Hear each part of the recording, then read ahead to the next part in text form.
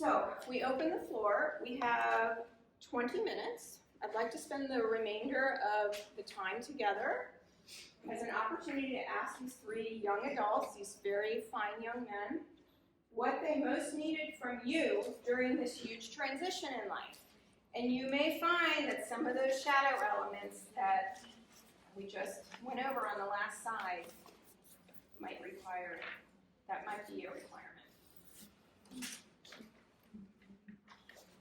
Experience. Yes. That she was my oldest, so, right, I'm her mother, so I think I'm handling everything that she needs, right, because I'm her mother. Yes. So I would love input Yes. from someone Yes. who's done this before. Yes, I've done it twice now. Okay, so. My second child is very different than my first child.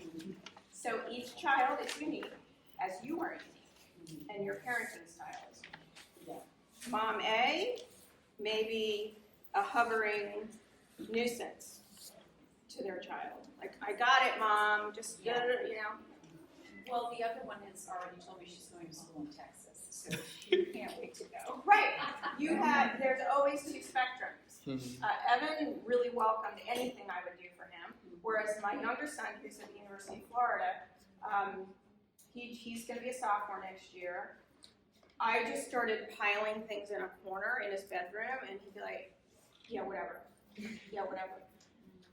And I need to be needed as a mom because I've been a full-time mom for a long time. I've got kind of ebbed and flowed in my practice, but I'm a mother. I am a mystic. That is my archetype that I am happiest in, my truest self. And I'm learning to embrace that as I release the mother out of my need to have purpose, right? Because as we release the birds, you are going to be needed 100%. And I think that these gentlemen will reinforce that. But it's a different kind of need. I find more of companionship, more emotional support. So I'm happy to answer questions about that too, as going through the empty nest phase twice now, right, releasing two birds. But I want them to be the focus of the questions, of this particular question, to ask them what they needed. And I know that, well, Evan's he's 1 year out of college, but 3 years, 4 years, no, you're 5 years now. 5 years since you were a freshman. Yes. And left the home. 5 years. 5 years out. So how about the two of you? How many years out are you from that moment of flying? 9, 8. Yeah. So I need you to go back in time a little bit. What you? I moved out as a 19-year-old, and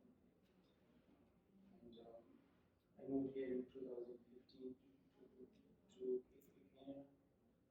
And as you mentioned, the needs change. So my mom was actually really worried about me moving out.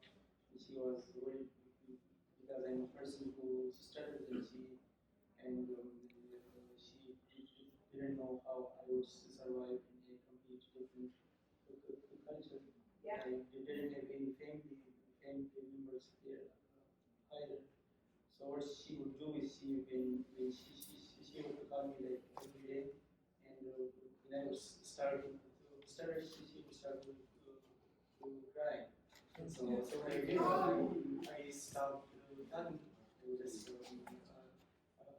I would just send her a message like I was busy. I would call her later. Yeah. But I didn't want her to go through that every day, so I just started talking to her time. So if she was a little more trusting in Right. So. my sake, like continue speaking for me. Yes. Yeah. So that was her experience, and it brought her great sadness. Your experience was a totally different story.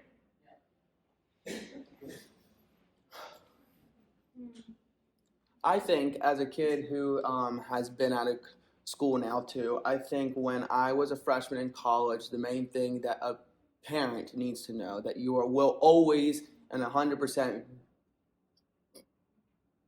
be their parent. You will be their parent no matter what, and no matter how old they get, they'll always find ways to have your help. They'll always need your help also too. So just because they're growing up and they're getting out of the nest and everything, it doesn't mean that you're not needed all the time. But getting out of the house is a big step for a lot of people. And as a parent, I think it is hard to let them take control of their life also, because when your child moves out of the house, it's all on them now. You don't have your parent hovering the whole time. So, and as a person who stutters also, I would encourage all your kids to do whatever they want. Don't let their stutter hold them back at all. I just encourage them to join clubs and encourage them to get out there, because if they're just in their dorm the whole time, it will be depressing. So just know that you always will be needed, but you might not be needed as a parent, more as a friend to help them.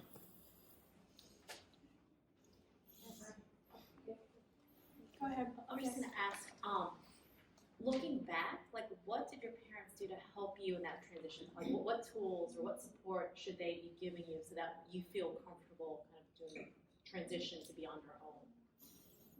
First of all, they brought me here. That was a big step in accepting myself as a stutterer, and my family also accepting who I was. My mom and my dad, they both did a great job of not really correcting me as I was speaking, not really telling me to breathe or slow down or use your tools. I hated that. I mean, there did come points in time where that happened, but just make sure your child knows that your stutter will be with them their whole lives.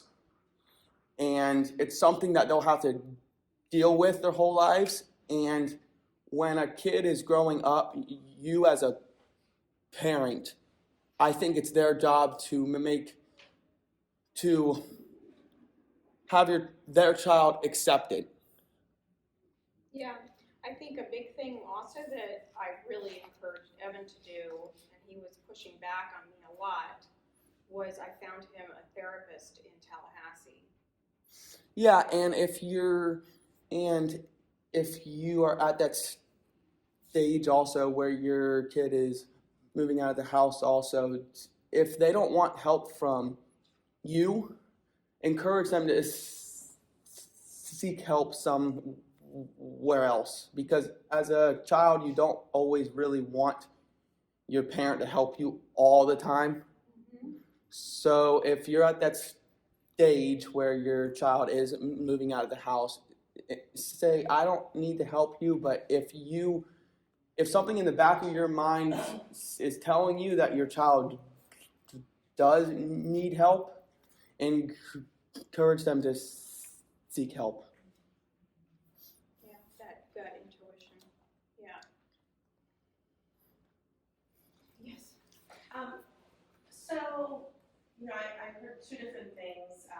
One gentleman said to just kind of trust your kids, they're going to be okay. And then also Evan was saying kind of maybe encourage them to do activities. And I'm just curious, we're facing this in a year with my son where sometimes he doesn't want to go out of the house very much. And I don't know like whether to push him or just say, okay, he needs to recharge. I don't know what's the right balance between like, That's a good question. nudging him to keep getting out or to accept that maybe it's just who he is, or maybe it's a person who stutters, or maybe he's an introvert, he feels like he needs a lot of downtime alone. From my perspective, and I think that the three of you probably can answer that too, I feel like when I'm being pushed away, it's time for a third-party source. If I sense that there's suffering happening. But how do you know, like, that's the question, like, if, I worry that even now, I'll see where my son will be very introverted and not want to go to whatever party or whatever he's invited to. And sometimes I'll push him, it works out, sometimes he'll not go for very long and say, he really didn't want, he's happy to just be home reading his book. Yeah, well, I mean, he could be very comfortable as an introvert. He might, I mean, my younger son has 2 roommates that never leave the dorm, and they don't stutter. Do you think that he's an introvert because of his stutter? I don't know, I sometimes think, and it could just be age, but it seemed like until he really was aware of it, he was way more social. And then I sometimes feel like, and I sometimes feel like he can be a little bit of a covert stutterer, so I feel like that can be exhausting.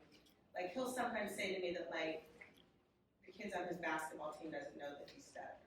I don't know that I believe that, but that also leads me to believe he's doing a lot of word, you know, like, he probably is tired if he's constantly trying to hide it and switch words.